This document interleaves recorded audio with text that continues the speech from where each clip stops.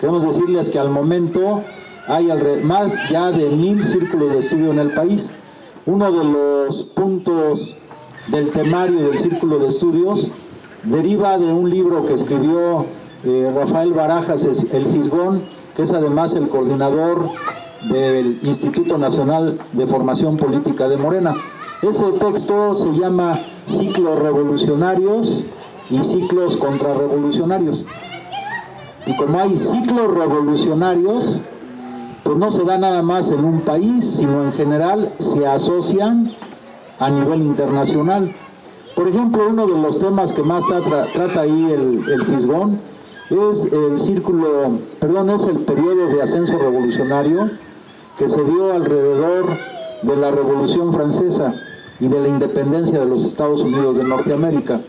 Este movimiento de independencia, ustedes saben, pues una fecha clave fue el 4 de julio del año de 1776. Y en el caso de la Revolución Francesa, fecha clave fue el año de 1789. O sea, ese fue un periodo importante de la historia de la humanidad, porque se caracterizó por un ascenso de las luchas progresistas, democráticas, revolucionarias en todo el planeta.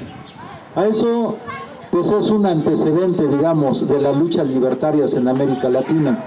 Particularmente en el año de 1806, la primera república negra del planeta que se forma, digamos, con el aliento de estas ideas renovadoras que recorren el mundo, pues es la República de Haití.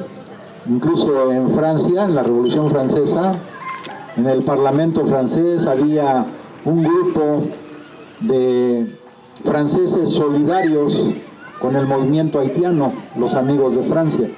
O sea, el pensamiento no se circunscribe a un país. Cuando hay pensamiento u ola transformadora, ese rebasa las fronteras de todos los países de donde se origina y va más allá, y a veces se expande por todo el planeta. Entonces, uno de los momentos importantes de avance revolucionario progresista del planeta fue el que les estoy comentando. Es una ola de ascenso revolucionario, un ciclo revolucionario. Y ya ven que en Francia, pues tal vez fue lo que más marca a la humanidad, porque lo que existía era un gobierno o un régimen monárquico.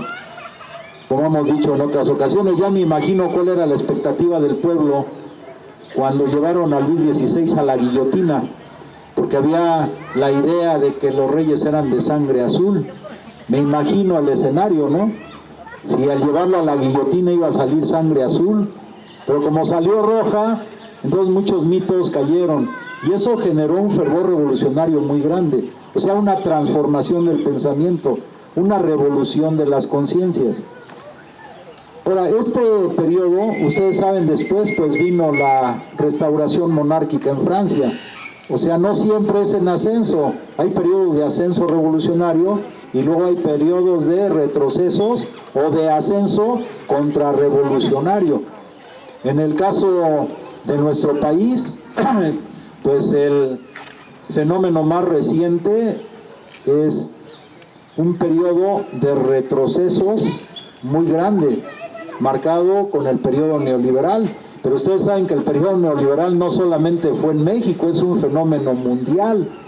Y de hecho, este ascenso contrarrevolucionario, pues los momentos más álgidos básicamente fue a finales de la década de los 80 y la década de los 90, donde realmente se veía mucha oscuridad en el planeta.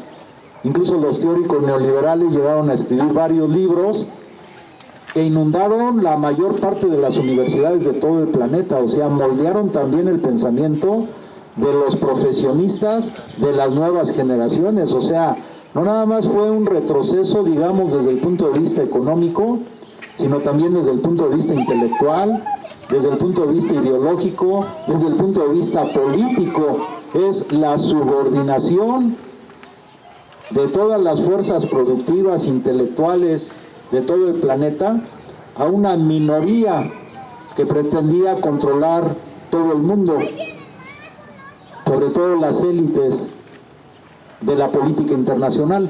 Algunos han hablado del llamado Club Bilderberg, que se reúne año con año, donde van pues la reina de Inglaterra, la reina de Holanda, Henry Kissinger, George Soros o su representante, los de las grandes calificadoras, los Rothschild, que ellos han diseñado y diseñaron una política para tener el control mundial, pero a través de un mecanismo muy propio de ellos, que es sobre todo lo que hoy con cada vez con más claridad se va dando, que es las fake news, ¿no? Las noticias falsas.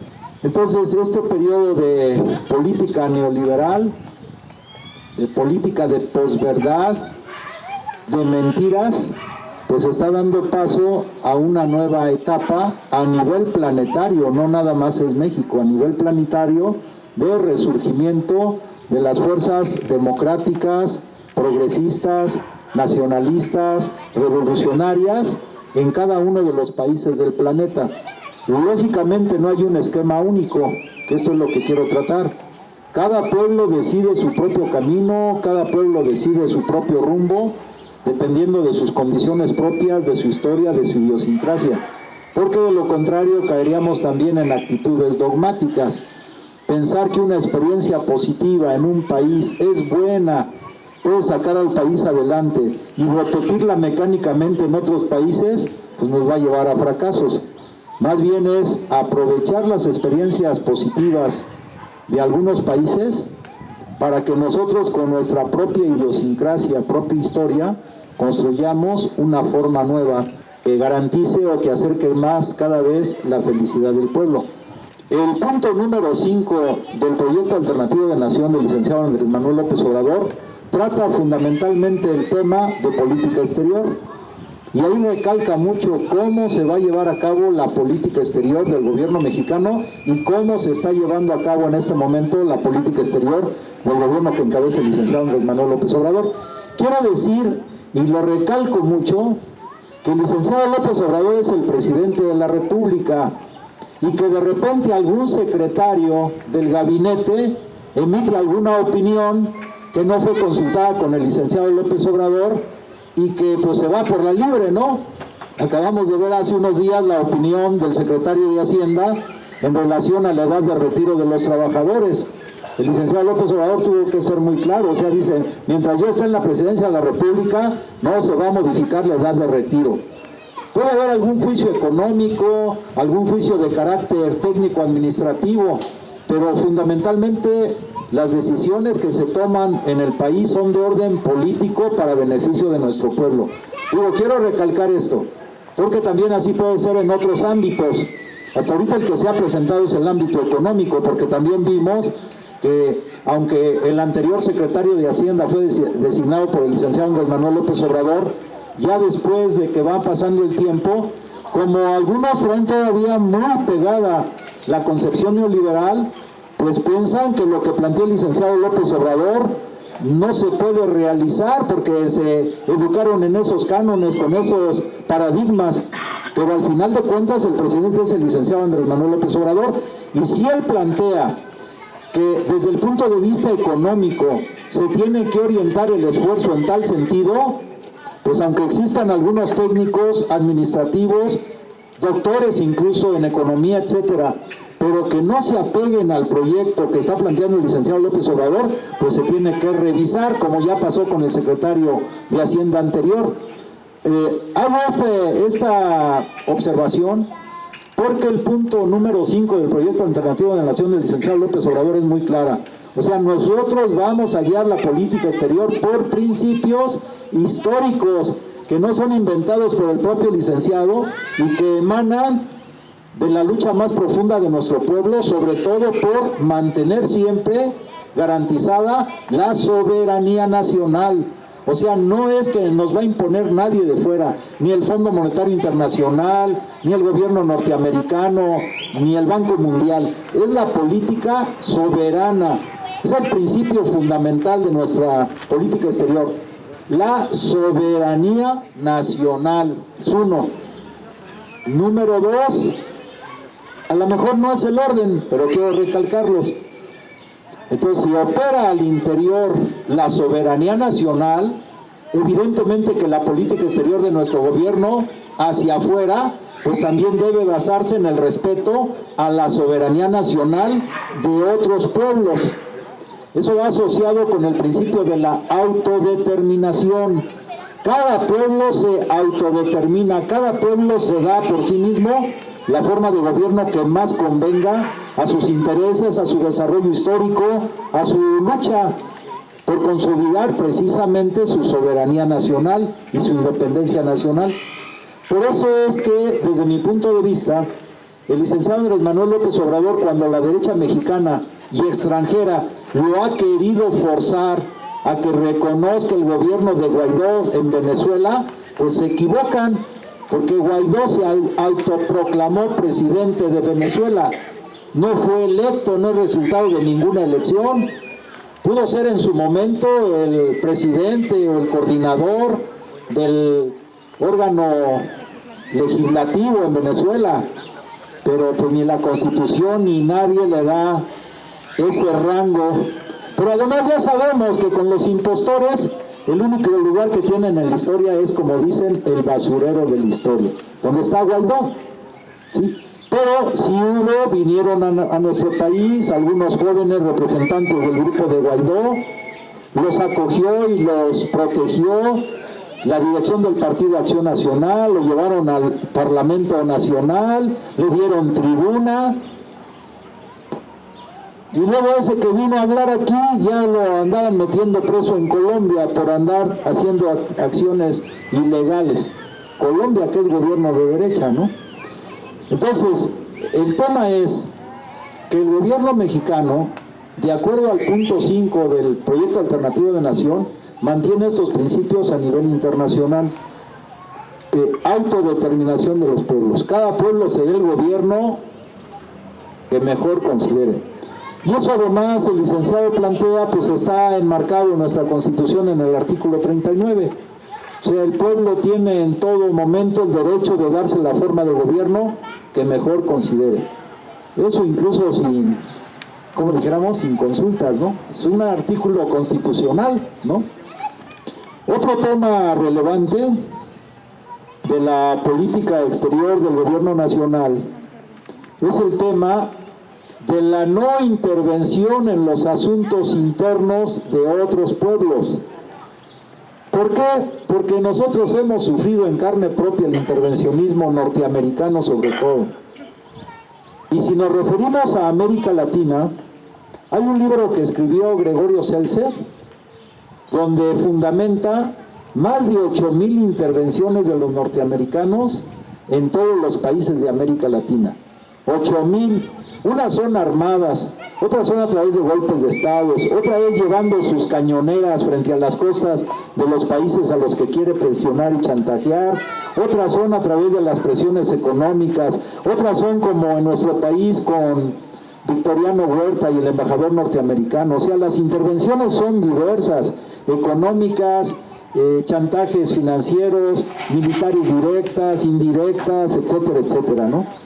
Tal vez de las más recientes en América Latina muy visibles, pues precisamente lo que estábamos escuchando cuando llegamos en el año de 1973 fue el golpe militar contra Salvador Allende, que Chile pues decidió de manera soberana, eligió un presidente, eligieron un camino, no les gustó, porque el camino que estaban eligiendo era el camino de construir una república socialista en Chile, pero pues si la mayoría del pueblo quiere, pues es lo que el pueblo diga, no lo que las élites internacionales impongan.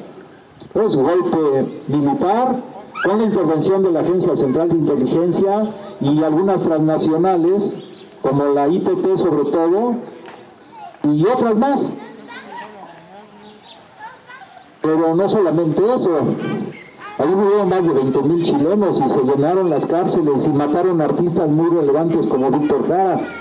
Pero, por ejemplo, la intervención militar de Estados Unidos, acusando al presidente de Panamá de estar ligado al narcotráfico, invaden Panamá, matan 10,000 gentes, toman preso al presidente, se lo llevan y lo juzgan en Estados Unidos y lo encarcelan en cárceles norteamericanas, ¿no? Entonces es una intervención descarada y abierta. Y ya sabemos que las fake news, pues ya sabemos ahora cada vez más cómo operan. porque cuando no sabíamos, algunos hasta podríamos haber creído todas las mentiras de los norteamericanos para desacreditar a un presidente que simplemente les era incómodo, porque el tema del Canal de Panamá pues ha sido un tema clave, y ahora lo va a hacer el Istmo de Tehuantepec en el comercio internacional. Un tema relevante que el licenciado López Obrador está replanteando muy bien es el tema de la cooperación para el desarrollo. Eso se reflejó desde la primera carta que le envió a Donald Trump. El licenciado López Obrador envió una carta a Donald Trump donde le planteó textualmente: tanto usted como yo tuvimos que superar múltiples vicisitudes. Tanto usted como yo derrotamos al establishment en cada uno de nuestros países. En eso no se han puesto a reflexionar muchos.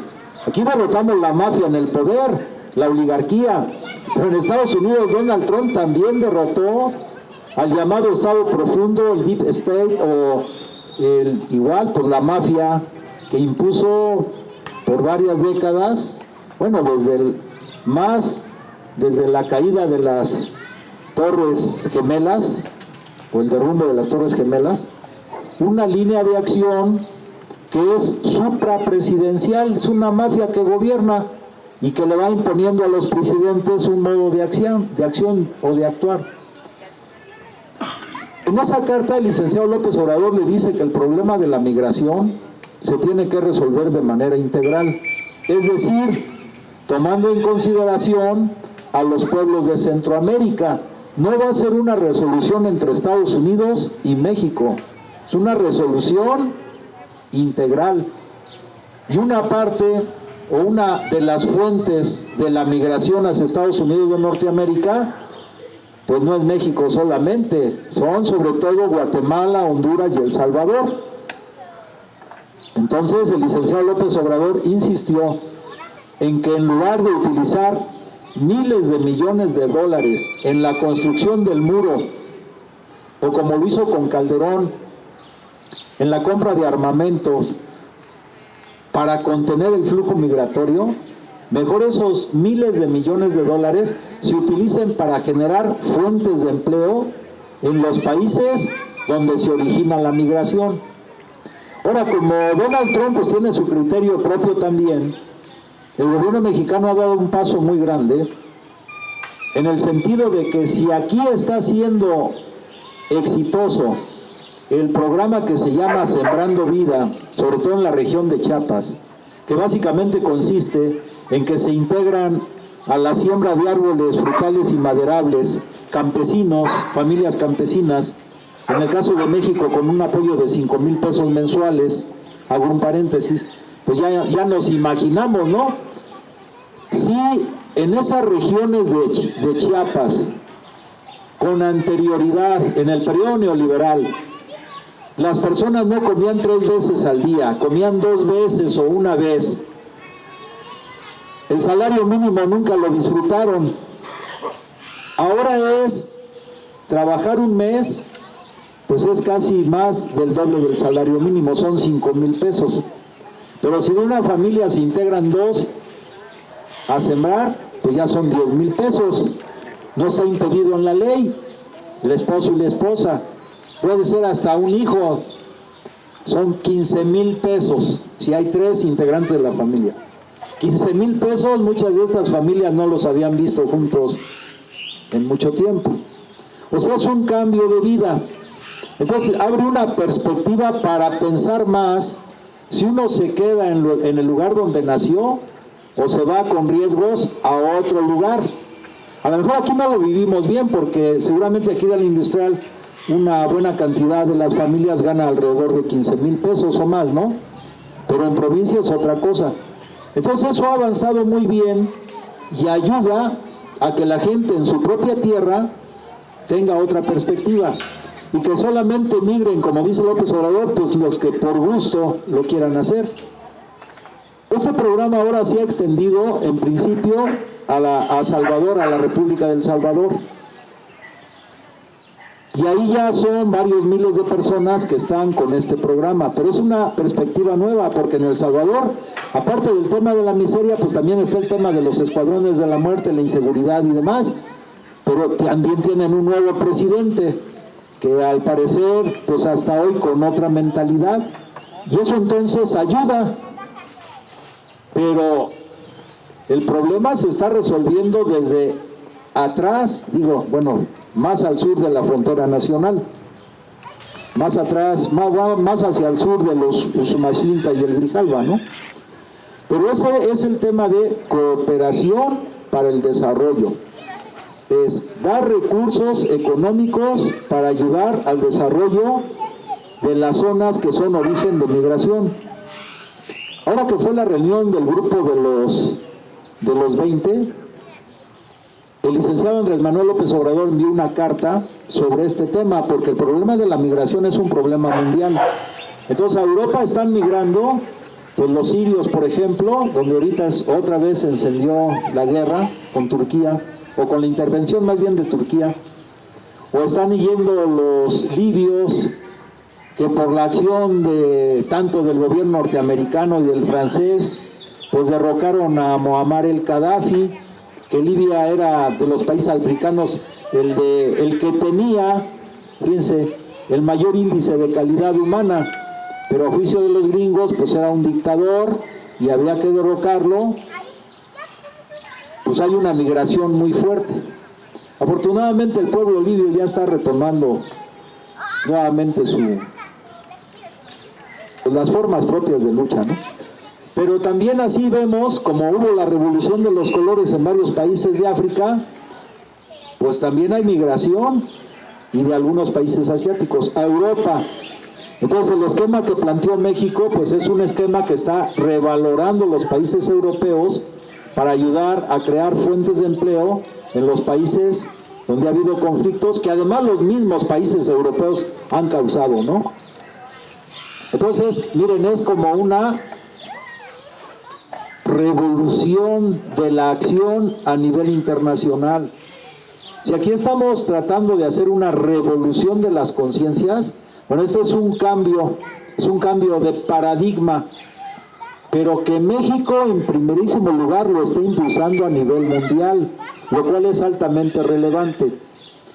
Luego, el otro tema que viene ahí, que plantea en el punto 5 el licenciado López Obrador, es el tema del respeto irrestricto de los derechos humanos. O sea, los derechos humanos se deben respetar independientemente del régimen que sea, del gobierno, pues debe haber compromiso de respetar los derechos humanos de sus habitantes. Y como decía precisamente Alan hace un momento, ¿no? Fíjense los contrastes. Ahorita hay un absoluto irrespeto a los derechos humanos del pueblo ecuatoriano. Ya hasta le están recomendando, creo que ahí hasta el gobierno mexicano hizo una declaración. El gobierno mexicano ha dicho, también comento esto, el licenciado López Obrador dice: vamos a obrar con cautela política en la política exterior y sin falsos protagonismos. O sea, el gobierno mexicano podría tener un protagonismo mayor, pero el licenciado ha repetido en varias veces, ¿no? Ni protagonismos innecesarios en esta cuestión de la política exterior, y además con mucha cautela política. Pero en el caso de Ecuador, pues el pueblo ecuatoriano, algunos podrían decir, bueno, ¿qué porcentajes hay? Bueno, no diríamos, pero una buena cantidad del pueblo ecuatoriano está protestando enérgicamente porque el presidente actual, que es un traidor a los objetivos del pueblo ecuatoriano, nuevamente negoció con el Fondo Monetario Internacional condiciones degradantes para el pueblo ecuatoriano, como cuáles, por ejemplo, pues quitar el subsidio al transporte o a los hidrocarburos, bueno, más que los hidrocarburos, a los combustibles para el transporte, ¿no? Pues si Ecuador también es un país que produce petróleo, y cuando llegó Rafael Correa eso se empezó a rescatar. Entonces, a regresar hacia atrás, lógicamente el pueblo no está de acuerdo. Luego, hago esta acotación porque ahora también en México también hay que diferenciar algunos grupos o intelectuales, entre comillas, algunos de ellos, están haciendo una crítica al gobierno del licenciado López Obrador porque también hubo algunos acuerdos con el Fondo Monetario Internacional. Pero hay de acuerdos a acuerdos. O sea, yo puedo acordar con Rosy Tellez, en un esquema de respeto mutuo y de ventajas mutuas. O puedo acordar con ella en un esquema de subordinación, me subordino a lo que me diga. Ahí ya cambian las cosas.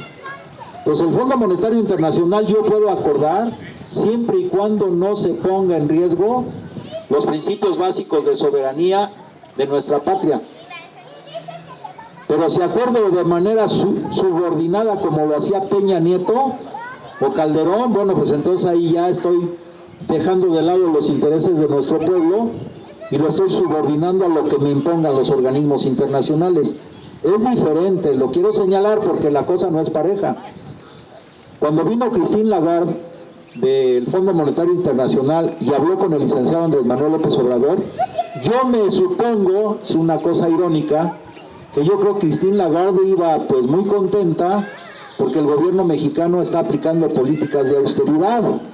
Seguramente iba a ver cómo le hacen con la austeridad, si es lo que nosotros como Fondo Monetario Internacional recomendamos en todo el mundo, ¿no?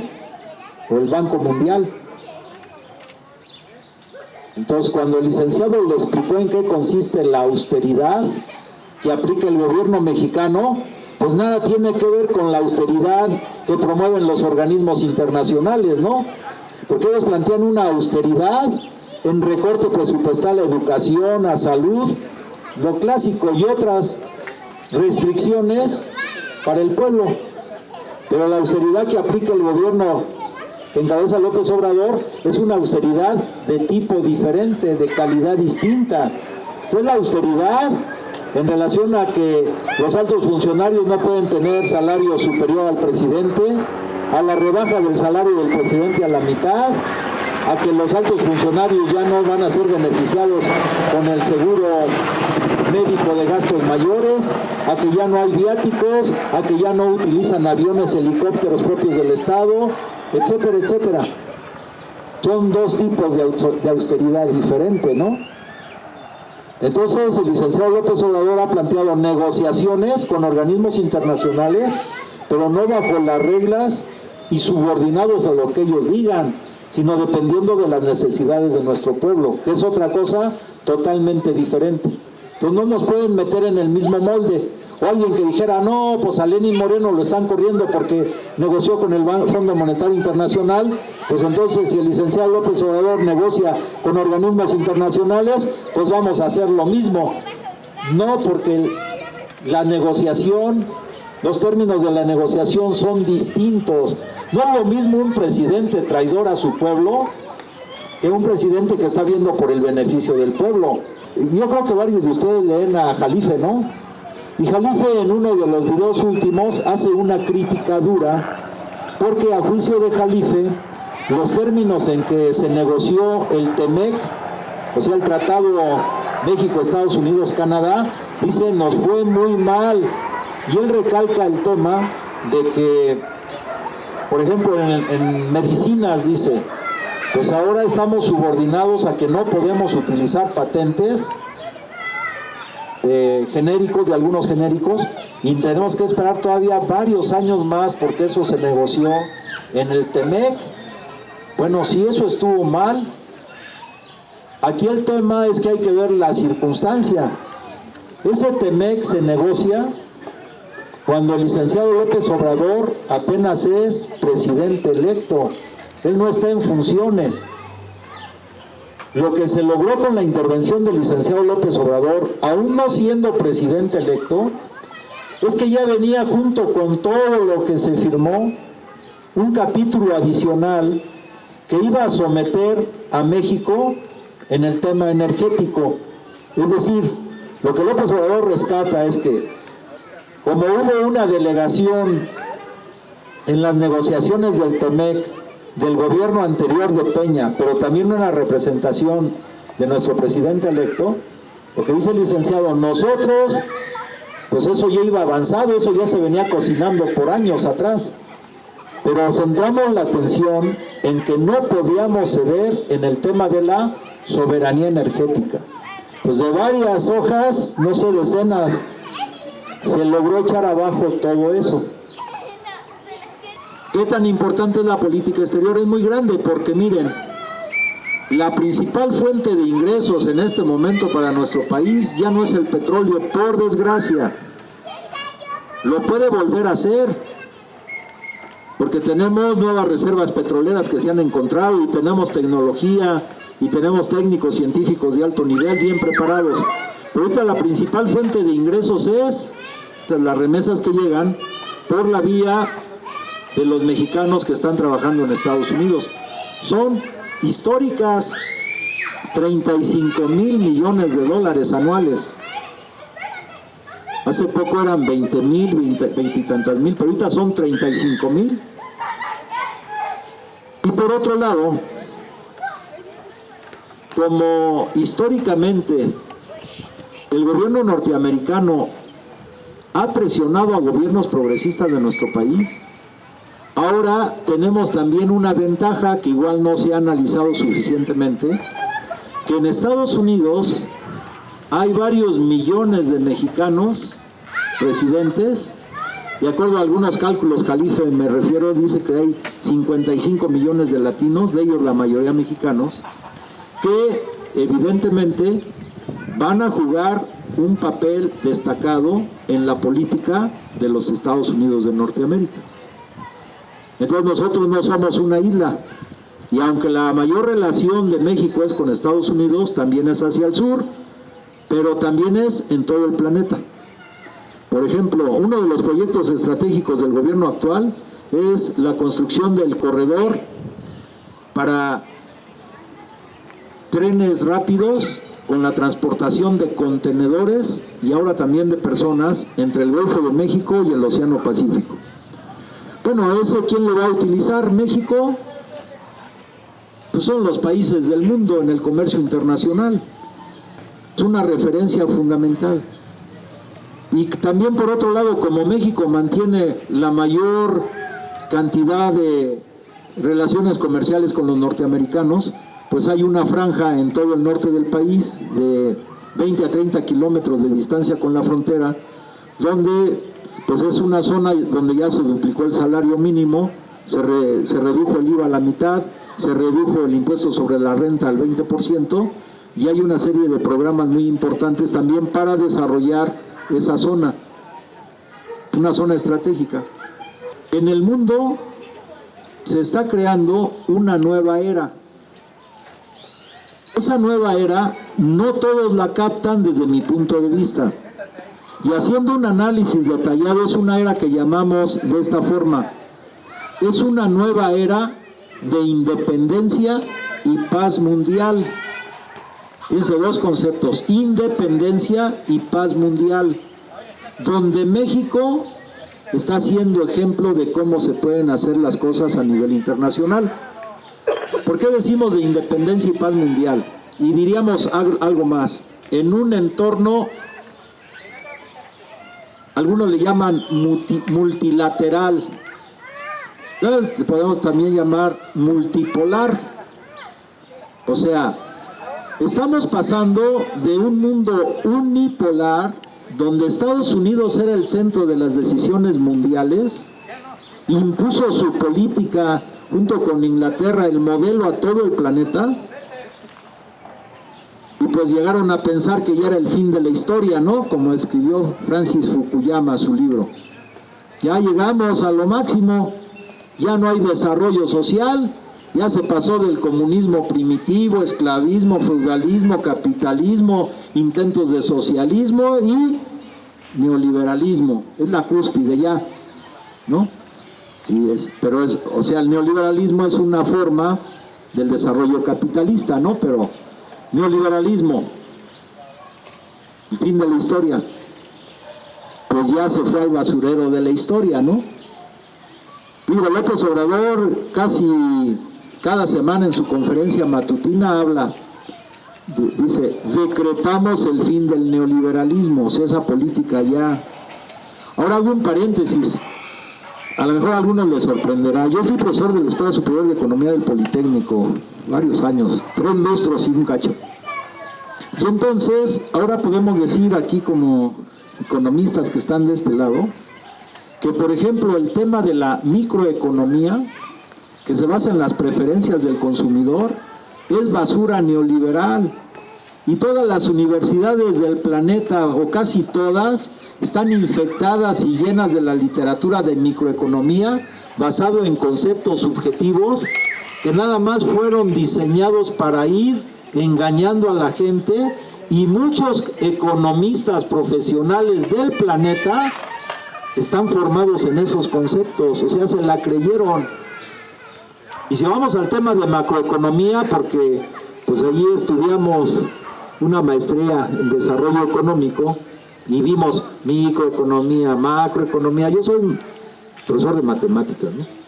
Pero como las matemáticas se metieron a la micro y a la macro, entonces pues era como que algo que maneja matemáticas y luego le meten ahí la micro y la macro y sus modelos. No, pues es un engaño. Pero ahora tenemos que lidiar con todo eso y echarlo abajo. O sea, no crean que la ciencia es neutra y la ciencia económica, esa la impusieron. Acuérdense ustedes que por 1946 hubo una reunión en Montpellier donde pues se reunieron algunos premios Nobel de economía, Von Hayek, por ejemplo, y luego Milton Friedman y otros. No eran premios Nobel en ese momento, pero lo fueron porque ellos hacen una estructuración global del modelo neoliberal. Entonces ahorita, miren, como la punta del iceberg, ¿no? ¿Quién le ha refutado al licenciado Andrés Manuel López Obrador cuando critica a las consultoras o a las, ¿cómo le llaman?, calificadoras? Pues ni ellos mismos, porque esas están hechas de acuerdo a los conceptos, preceptos que ellos tienen para manipular el proceso económico a nivel internacional. Digo, tan sencillo, porque el licenciado López Obrador es muy profundo con juicios sencillos. Entonces cuando le dice, a ver, ¿cuándo tomaron ustedes en cuenta para fijar sus calificaciones el tema de la corrupción? Ese no existe, en economía eso no existe. En los índices que no, pues ahora tomen en cuenta un nuevo índice, el de la corrupción. Entonces, casi les digo así, yo creo que algunos saben algo de matemáticas, ¿no? Entonces, geometría es una de las partes básicas. Y hay un quinto postulado, eso es histórico, el quinto postulado, el de las paralelas. Dice así, se los digo rapidísimo. Tengo una línea recta y por un punto exterior a una línea recta pasa una y solo una paralela, como las vías del tren son paralelas. Entonces, por una línea recta, punto externo, por este punto pasa una y solo una línea recta. Y eso lo creímos por más de 2500 años. Y llegaron otros geómetras, como Lobachevsky, por ejemplo, otros, Riemann, y crearon nueva geometría. Una de esas dice, por un punto externo a una línea recta pasa un número infinito de paralelas. Imagínense que va de una a infinito. Y otra geometría, por un punto externo no pasa ninguna paralela a otra línea recta. Entonces son 3 teorías diferentes sobre un mismo tema. Entonces aquí en economía, en la micro, pues esa es una teoría, repito, desde mi punto de vista ya tiene que estar descansando en el basurero de la historia. Pero es una y hay otras. Y lo que López Obrador va sacando de manera muy sencilla, las calificadoras no lo pueden refutar porque ellos saben que fueron concebidas, construidas para mantener el orden neoliberal en todo el planeta. Por eso López Obrador dice, entonces tenemos que crear nuevos paradigmas. Y yo ahí entro con esto. Como que va teniendo sentido el concepto de revolución de las conciencias, ¿no? Pero eso opera en profesionistas. No se crean que un economista es aquel experto, sí es el experto, pero del modelo neoliberal. Entonces ahora necesitamos economistas que retomen el desarrollo histórico de nuestro país.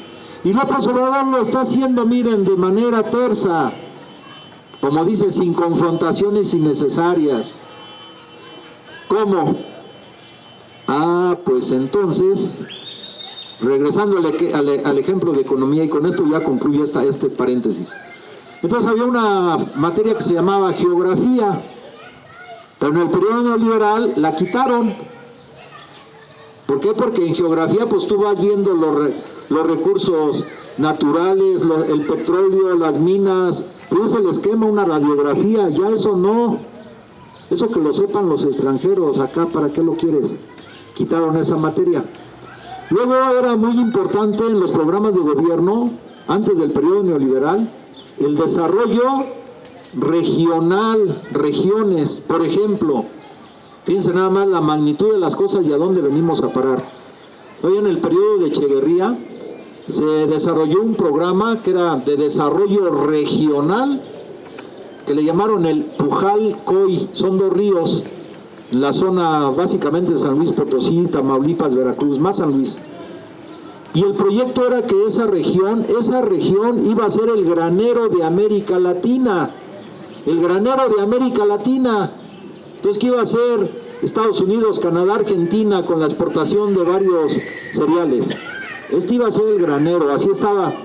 Pero era un desarrollo regional, una región que tenía condiciones geográficas similares. Eso en el periodo neoliberal se acabó, eso no les interesa el desarrollo regional, autónomo, a ellos les interesa conquistar con sus grandes empresas, la Monsanto y otras, el potencial agrícola de nuestro país, o de plano borrarlo y hacernos dependientes alimentarios de ellos. Bueno, pues ahora está resurgiendo con el gobierno de López Obrador el tema del desarrollo regional.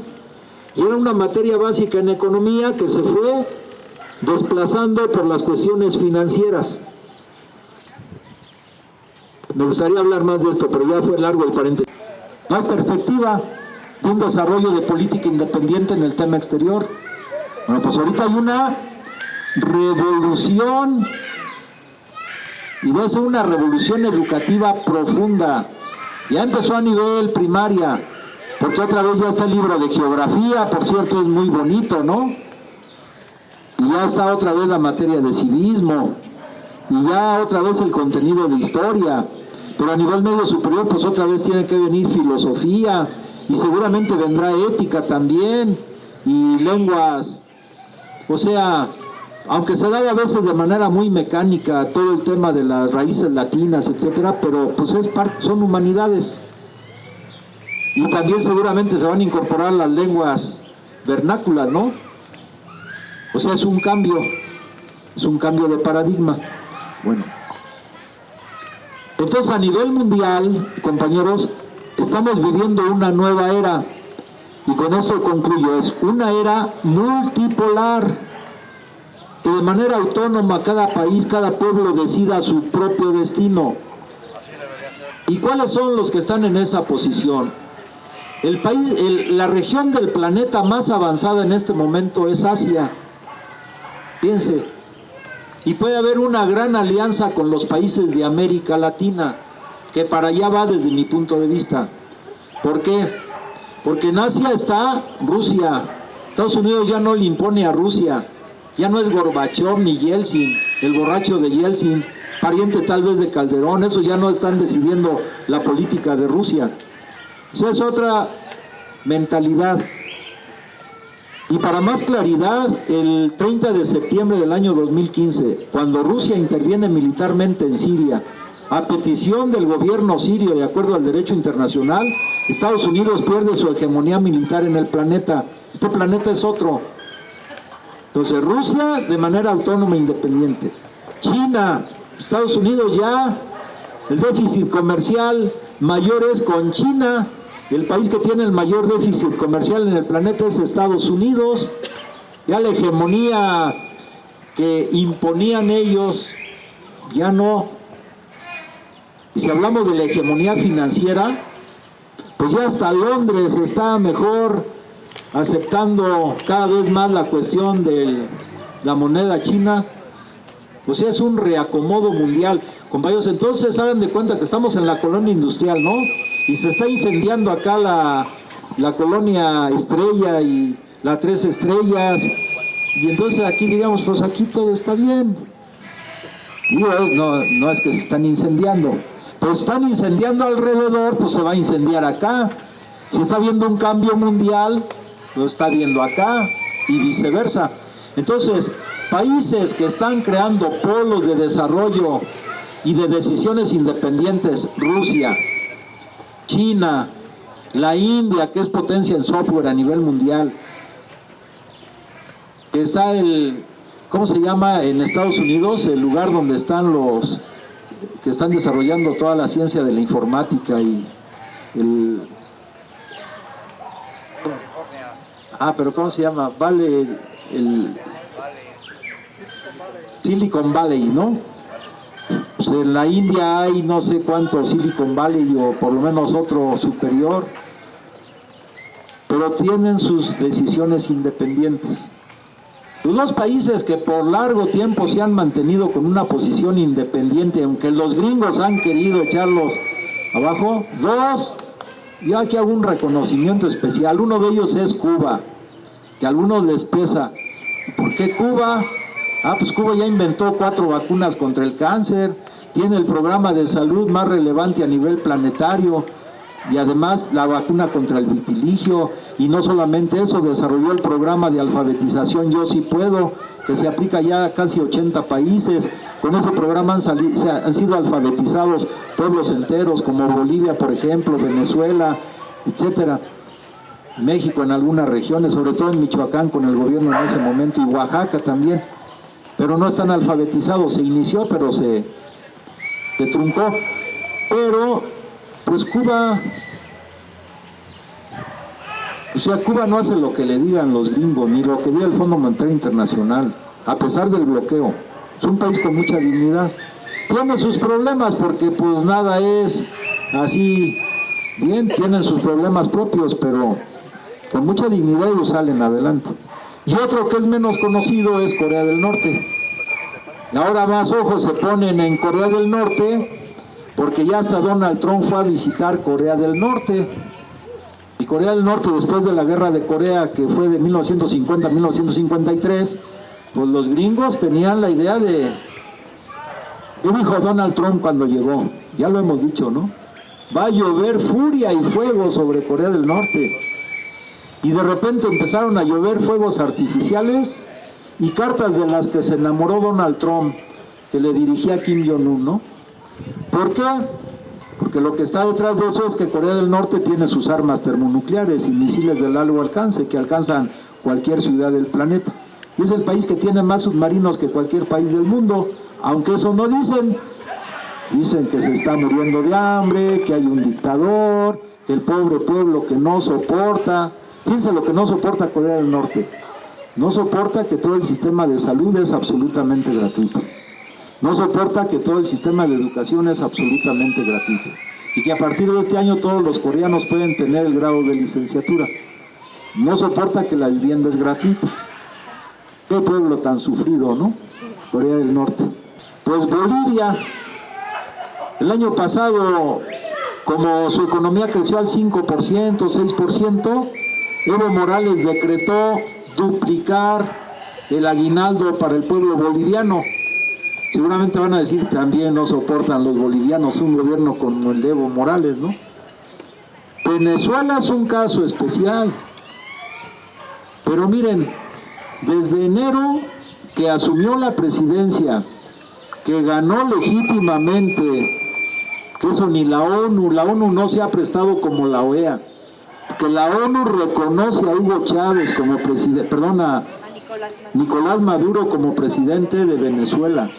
Por eso ahora que fue el foro en las Naciones Unidas hace unas semanas, no habló Guaidó ni su representante. Ese es un farsante, tipo Fox, Calderón. O sea, ahí habló la representación de Nicolás Maduro. Aunque los medios de comunicación le lanzaron, ¿no? Y le lanzan. No, pues Venezuela es también un país independiente, no va a hacer lo que digan los gringos.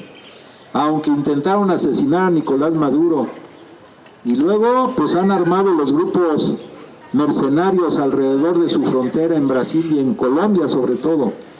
Al contrario, ya hasta se les va a revertir. O sea, si hay dignidad de un pueblo, puede haber mentiras, pueden las mentiras causar un efecto momentáneo, pero Venezuela también decide su propio destino. Ellos, Bolivia no se diga. Y ahora México, pero México es aliento mundial, ¿eh? México, a pesar de toda la política neoliberal, pues llegó a estar en el lugar número 13 de las economías mundiales. Ahora bajó al 15, 16, pero sigue siendo un país muy importante a nivel internacional. Históricamente, la política exterior del gobierno mexicano es reconocida, salvo el periodo neoliberal, sobre todo la política Estrada, que fue un gran diplomático nacional. Y de ahí se derivaron muchas cosas. Pero ahora México es un potencial enorme para ayudar a reorientar la vida a nivel de todo el planeta. Eso es lo que quiero cerrar, que tengamos muy presentes. O sea, nosotros los mexicanos valemos mucho, y el papel central que vamos a jugar en el nuevo orden internacional es relevante. Pero tenemos que tener mucha claridad de eso. ¿Por qué digo? Porque miren, el lema que está en el hemiciclo a Juárez, entre los individuos como entre las naciones, el respeto al derecho ajeno es la paz, ese lo reconocen en todo el planeta. Y se debe a uno de los grandes de nuestra patria, que es precisamente Benito Juárez. Y la política exterior del gobierno de López Obrador es esa, ¿no? Luego, es reconocido a nivel planetario la amplia solidaridad que prestó el gobierno del general Lázaro Cárdenas cuando el dictador Francisco Franco, apoyado por los nazis, por los fascistas, nazifascistas, derrotaron a la República Española. Aquí se dio refugio a miles de españoles y de sus hijos en un acto de solidaridad internacional extraordinario. Y lo mismo reconocen a nivel planetario la solidaridad que prestó el gobierno mexicano cuando vino el golpe militar en Chile. Aquí vinieron decenas o miles de chilenos que se incorporaron de manera solidaria por parte del gobierno mexicano de ese momento. Y así podríamos decir otros. México, en esta nueva etapa de la historia de la humanidad, no nada más es de la historia de México, es de la historia de la humanidad, está jugando un papel relevante a nivel internacional. Y eso se debe precisamente porque la política que guía el licenciado López Obrador, o por la política que se guía, es por principios, no por andar haciendo concesiones graciosas o conveniencias personales o de grupo o de equipo para mantener un régimen favorable a una minoría. Una situación de responder a las necesidades de un gran pueblo que es el pueblo de México. Y yo diría, ligado con este renacer en el planeta, está el renacimiento de nuestra patria. O sea que profundicemos en lo que somos, en las raíces históricas que tenemos muy profundas, de culturas ancestrales, porque la ciencia que hemos conocido es la ciencia occidental, pero también hay ciencia propia. Tal vez el que resume mejor esto es el presidente francés, ¿no? Es presidente de una potencia imperialista, invasora. Dice que la hegemonía del mundo occidental ya se acabó. Fíjense, es del presidente francés. O sea, ese gran ciclo revolucionario que se dio en el periodo de la Ilustración con los enciclopedistas, la Revolución Francesa, ahora ese ciclo ya se cerró. Ya acabó la hegemonía cultural, de Occidente sobre todo el planeta. Entonces, momento del resurgimiento, yo les decía, Asia, culturas extraordinarias, pero también América Latina. Y América Latina lo que nos hace falta es quitarnos los grilletes que nos han subordinado a los gringos durante mucho tiempo. Ya se va a acabar también el Tratado de Bucareli. O sea, lo que México tiene en potencia es exactamente ser una gran potencia, pero no solamente desde el punto de vista económico, sino también desde el punto de vista humano. Esa es la cuestión. O sea, la grandeza de nuestra patria está casi a flor de piel. No hay que perdernos en cosas menores. Lo que está jugando no nada más es para nosotros, es para todo el planeta.